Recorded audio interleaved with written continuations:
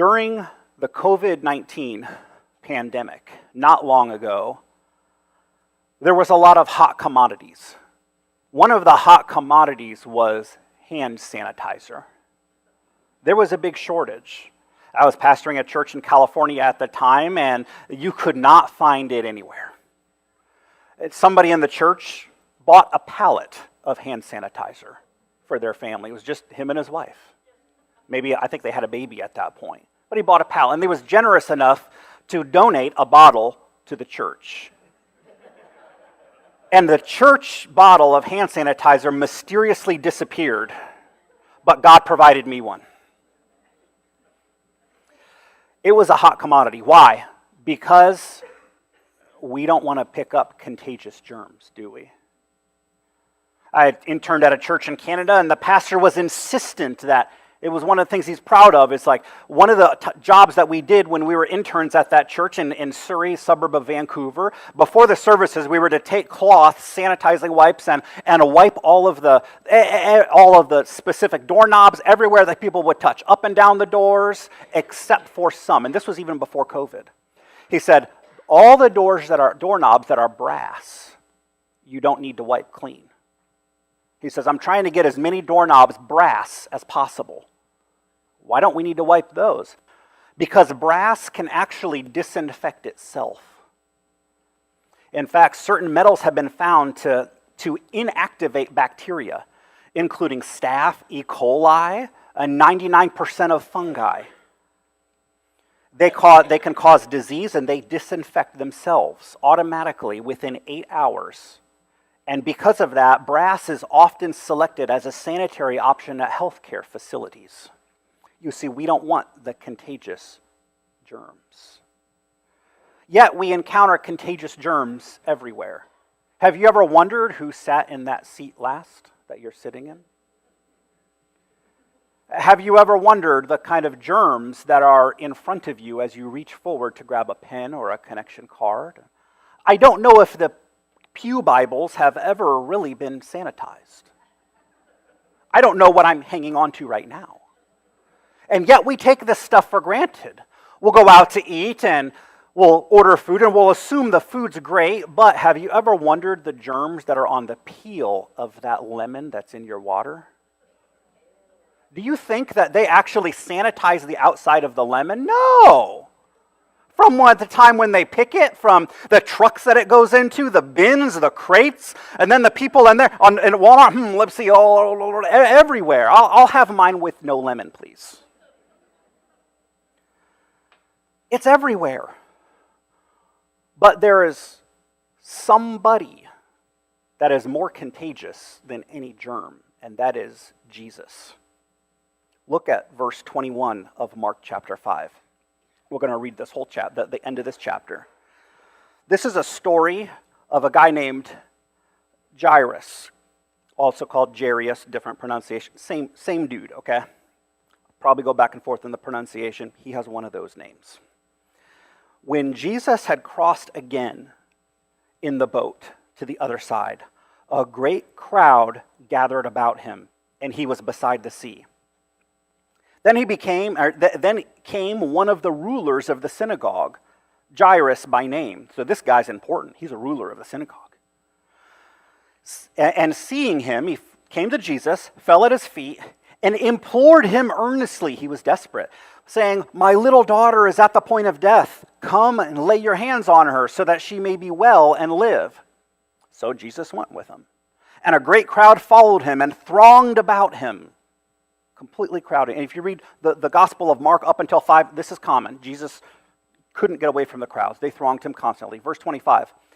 And there was a woman who had a discharge of blood. She had a disease where she could not stop bleeding, who had suffered much under many physicians and spent all that she had and was no better, but rather grew worse.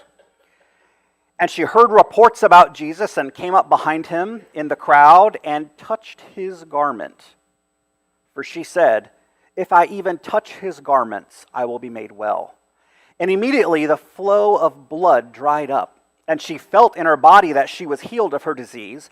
And Jesus, perceiving in himself that power had gone out of him, he turned around. He knew what just happened. He said, "Who touched my garments?" And the disciples looked at him. They were pretty puzzled. They said, "You see the crowd pressing around you. Jesus, you're being clobbered by all these people. And you're asking, 'Who touched me?'" Verse 32 now. And he looked around to see who had done it. But the woman, knowing what had happened to her, came in fear and trembling and fell down before him and told him the truth.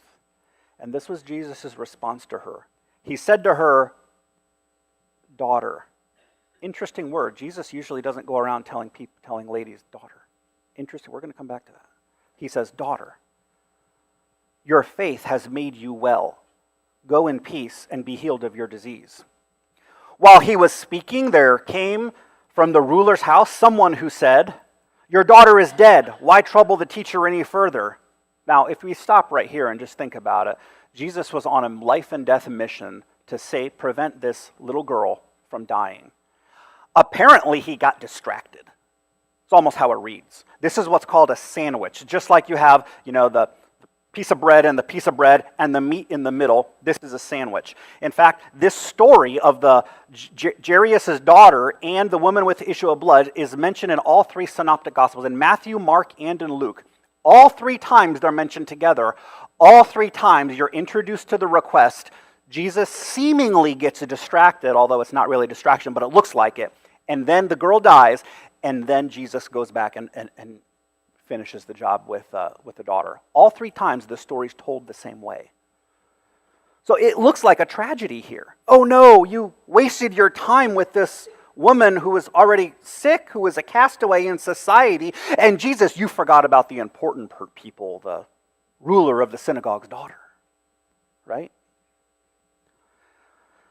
Verse 36 now. But overhearing what they said, Jesus said to the ruler of the synagogue, "Do not fear, only believe." And he allowed no one to follow him except for Peter, James, and John, the brother of James.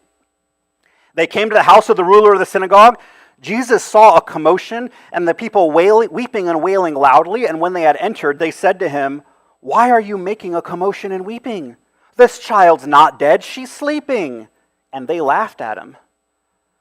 So he told everybody go outside except for the father, that's Jairus, the mother, and those that were with him, Peter, James, and John. And they went in to where the child was. Now look at verse 41.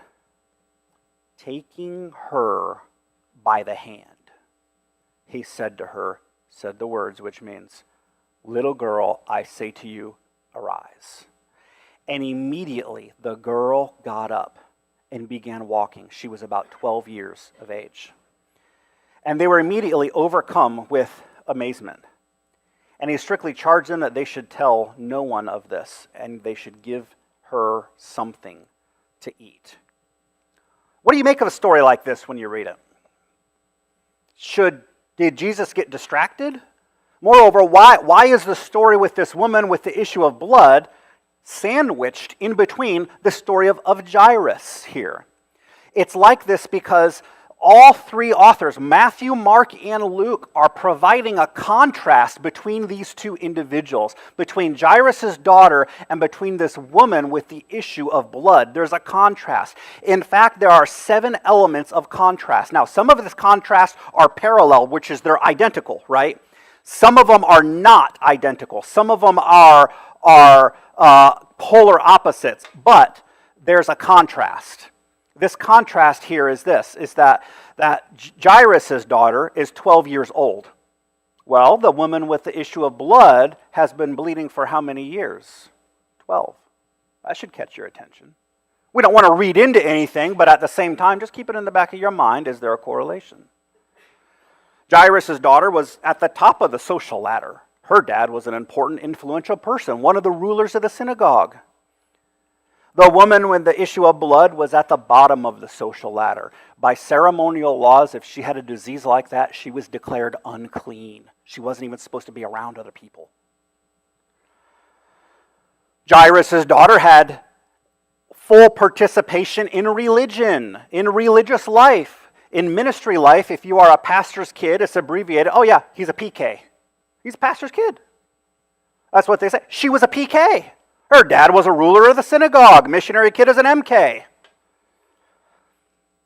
She had full participation, Jairus' daughter, in religious life.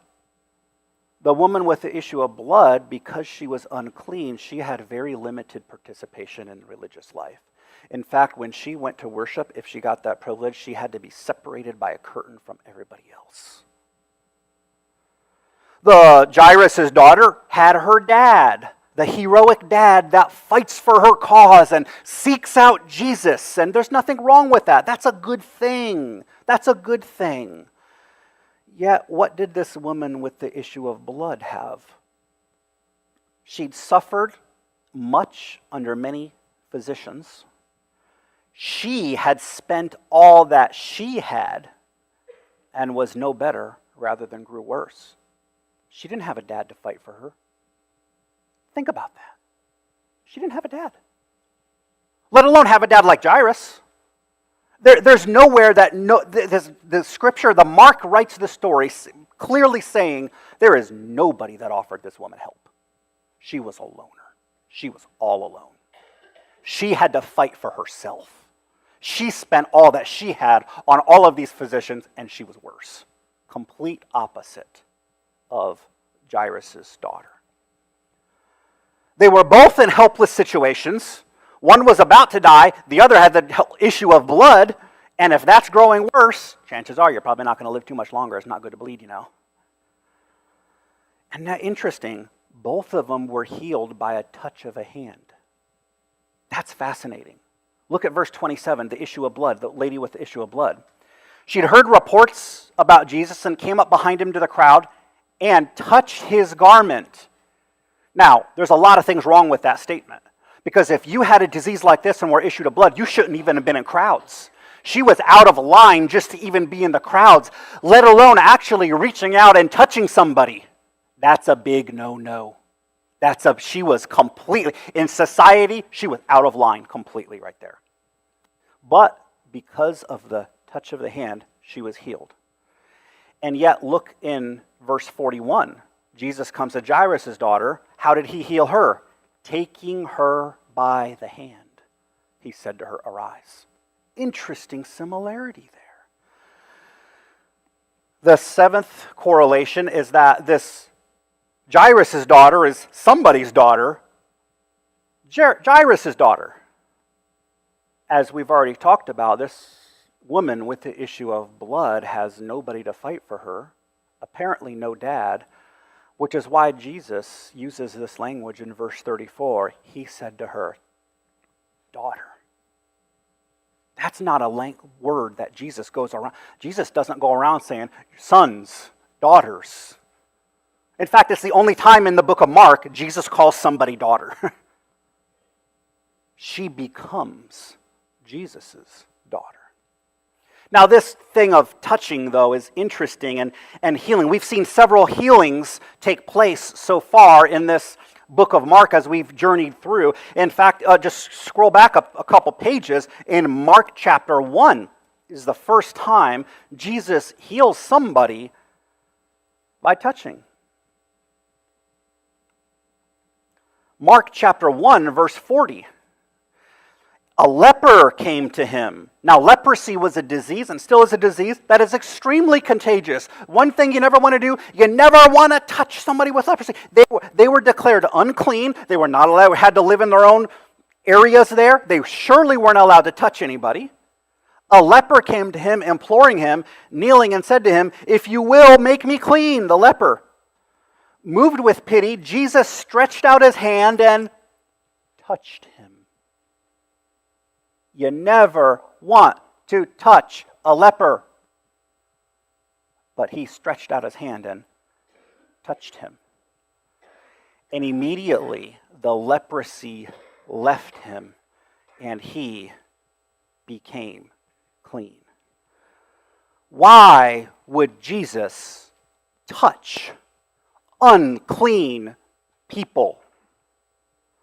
Joel Gregory said it this way: Jesus is more contagious than anything anybody's got. Jesus is more contagious than anything you've got. And this woman with the issue of blood knew she was unclean. She didn't need anybody to remind her of that. She knew she was unclean. She knew what was going on. She knew she shouldn't have been there, but she believed that Jesus was more contagious than her disease that she had. Do you believe that? When Jesus touches unclean people, they do not make Jesus unclean. He makes them clean. He's more contagious. If you're a drunk and you come to Jesus, you're not going to make Jesus a drunkard. He'll make you sober. If you're an addict and you come to Jesus, you're not going to get Jesus into drugs. He'll make you clean. If your life is a mess and you come to Jesus, you're not going to make Jesus' life a mess. He's going to clean your life up. If you struggle with doubt and you come to Jesus as a doubter, but a little bit of faith, before long, Jesus is going to make you into a strong believer. You see, no matter what issue you have in your life, Jesus is more contagious than what you've got. If your life is a mess, He'll clean it up. I can't count how many times people have said, I want to come to Jesus, but I need to clean my life up first. That's not how it works. You can't clean your life up before you come to Jesus. You can only clean your life up if you come to Jesus unclean, and He'll make you clean. Because He's more contagious than anything you've got. The woman with the issue of blood was considered unclean, but when she touched Jesus, she became clean. The leper was unclean, but when Jesus touched the leper became clean. The woman was, the 12-year-old Jairus' daughter was dead, but when Jesus touched her hand, she became alive. Did you know that you can get germs from dead bodies that can eventually kill you? We know now, I don't think they knew it in this, well, of course Jesus knew it, He knows everything, He's God, right? But society at the time didn't know that you need to wash your hands if you touch a dead body. But it didn't matter, because Jesus is more contagious than death. And when a sinner accepts Jesus by faith, they don't rub off on Jesus and make Jesus a sinner. Jesus makes them righteous. Because Jesus is more contagious than anything you have. Anything.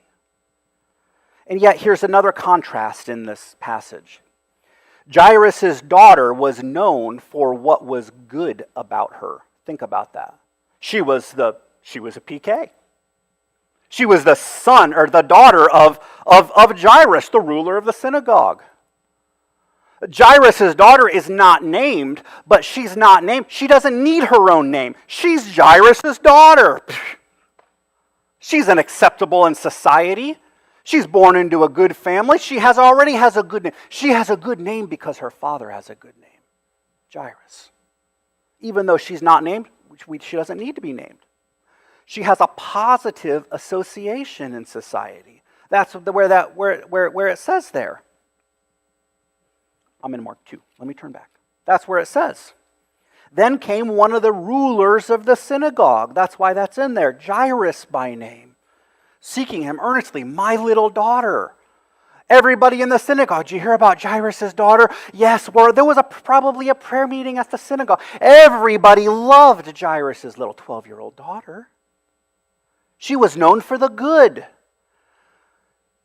Now, the woman with the issue of blood, we don't know her name. She's not known for what's good. She's known in the city as the woman with the disease. Jairus' daughter was known for the good.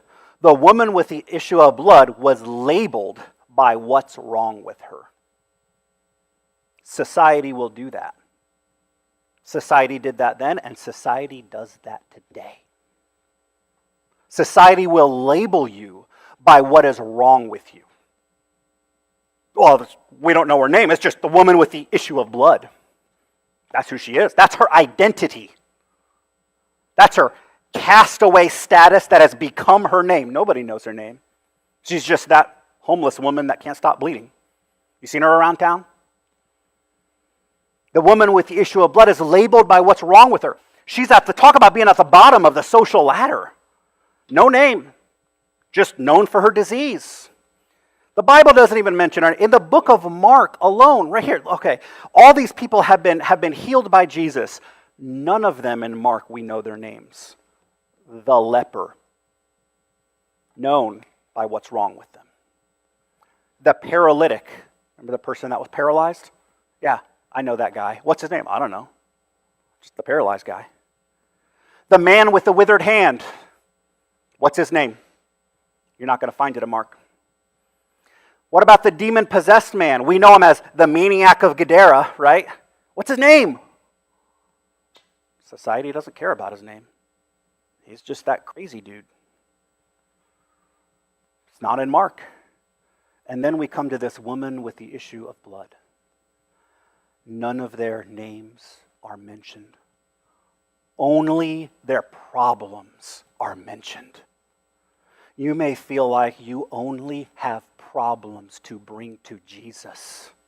Jesus is more contagious than your problems. It does not matter what society tells you, who they tell you to be, what they project upon you. Jesus can heal you. None of their names are mentioned. Only their problems are. And they're only known by what's wrong with them. And I can do the same thing today. Some people think that when you get to the point where you're known for what's wrong with you, you're beyond the reach of Jesus. That's not true. That's not true. It doesn't matter what society names you, Jesus can heal you. It doesn't matter what you are known for, what mistake, what life decision have you let? Maybe it's not just society. Maybe you've made a life decision that you have just so beat yourself up, and it was a life decision that has rearranged your whole life. Can I tell you this? Stop letting Jesus, or stop letting that decision define you, and let Jesus define you. It doesn't matter what you're known for, what terrible thing you've done, issue you have. Jesus can heal you. Jesus can forgive you. It doesn't matter what family you come from. In this contrast, it's not like Jairus' daughter is the bad and the woman with the issue of blood is the good, or Jairus' daughter is good and the woman with the issue of blood is bad. It's not a comparison between good and bad. It's a comparison saying no matter who you are and where you come from, Jesus is your cure. It's not a good and bad between those two. No, it doesn't matter what family you come from. You don't have to be Jairus' daughter to become Jesus' daughter.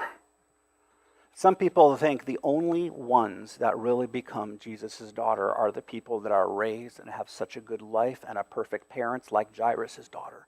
Only those are Jesus' daughter. Jesus makes a big statement when he tells this woman, defined by society for what's bad about her, daughter. Nobody wanted to claim this woman. She took care of herself her whole life. Jesus claimed her. Daughter. And Jesus will claim you if you have faith in him. Jesus actually stops and put Jairus' request on hold, and he declares his adoption of this woman that society didn't want. She didn't have anything, but she had Jesus, and nobody is more important than Jesus. And when Jesus called her daughter and declared her clean, he said to her, daughter, your faith has made you well. Go in peace and be healed of your disease. He wasn't just talking about of the disease of bleeding, but of sin. Think about it. This woman with the issue of blood, when she reached forth and touched, she's the only one that touched Jesus and reached forth with the element of faith in that. Who touched me? What, Jesus, what do you mean who touched you? You're being thronged by all these crowds. Yeah, but somebody touched me with faith. You see, there was something different about her touch than everybody else's crowds that was thronging him. There was something different. She had the faith that healed her body and her soul because she believed Jesus was more contagious than anything she's got. Jesus did not just come to heal physically, he came to heal spiritually. Now, with a reputation like that, if Jesus has a reputation like that, you think, boy, he'd be accepted anywhere. Look at chapter 6. He goes to his hometown. Chapter 6, verse 1.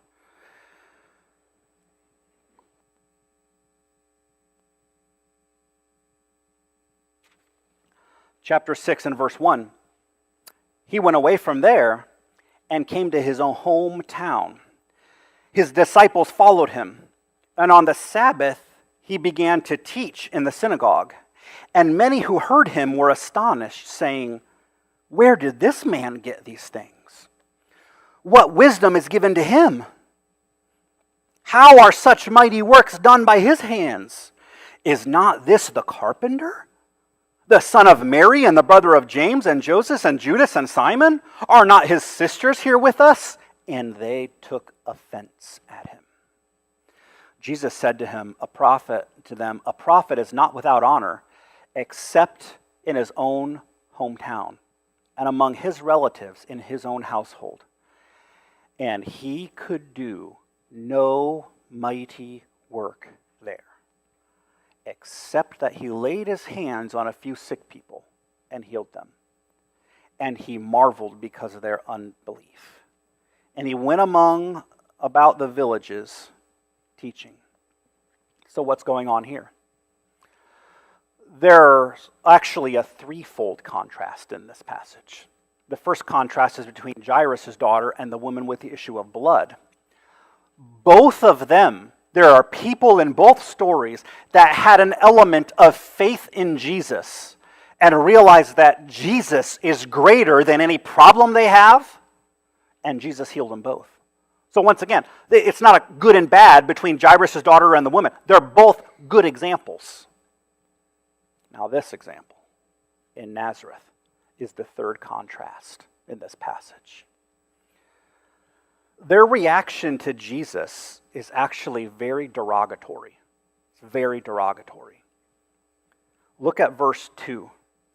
When Jesus comes, he goes back to his hometown, and on the Sabbath he began to teach in the synagogue, and many who heard him were astonished, saying, "Where did this man get these things? What wisdom given to him?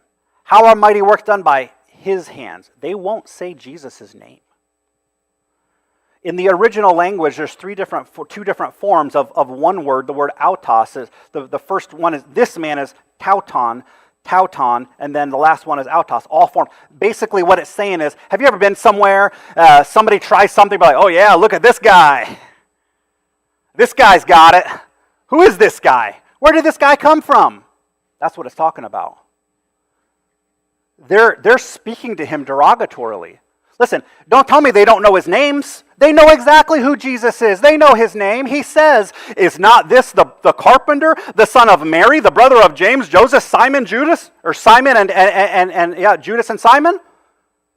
They know all of his siblings. They sure know his name. But they're not using his name. They're mocking him.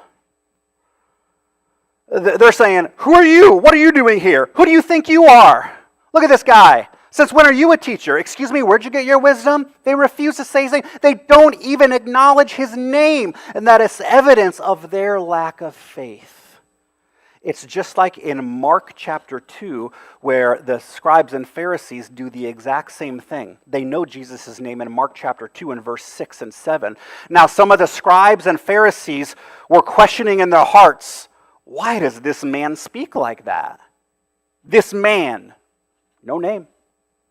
No respect. Get a load of this guy. That's exactly what they're saying. Did you see that guy over there? Who is this dude? Where did you come from? I'm sorry, who are you? Yeah, I know your name, but I'm asking you, who are you? All of that's implied, strongly implied. 3 times, this guy, this guy, this guy. They know exactly his name. They will not say it. Striking it is, because in this brief account is that as a result of their faithlessness, Jesus is unable to perform many miracles in his hometown. Unable. Think about that. He could do no mighty work there. Jesus is unable to perform any miracles there in his hometown. Already in the book of Mark, and already you can look at other gospels, Jesus has commanded authority over the wind, over waves, over demons, over disease, and even over death. But here, Jesus meets his match. Jesus meets his match. Don't stone me for saying that. But that's how it's reading. He could do no mighty work there because they did not have the faith. What a contrast. What a contrast between Jairus' daughter, who was at the top of the social ladder, who had faith and was healed, and the woman with the issue of blood, who was at the bottom of the social ladder, known for what's wrong with her, labeled by society, cast away, but had faith and was healed and adopted by Jesus. And then people in Jerusalem's, or in Jesus' hometown, didn't have faith in Jesus, refused to have faith, and they saw no mighty work done. This tells us the scope of the work Jesus does in your life depends on the capacity of your faith in him.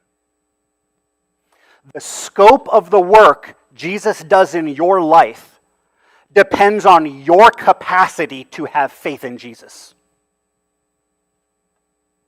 All of these others, saved, miracle, with faith. No faith, no working. No miracle. No mighty work. The scope of work Jesus does in your life depends on your capacity of faith in Jesus. So the question is not, which one are you, Jairus' daughter or the unnamed woman? No. The question is, you could be happy being either one of those because they both have faith in Jesus and they're both healed. The question is, are you like Jairus' daughter or the woman with the issue of blood, or are you like those people in Jerusalem? Jesus can't do anything because there's no faith. Because there's no faith. So it doesn't matter which one of the daughters you would identify with this morning. Jesus loves you unconditionally because he's your creator and because you are made in God's image. Jesus does not love you because of your social popularity. The question is, what kind of faith do you have in Jesus? Do you believe Jesus is more contagious than what you've got?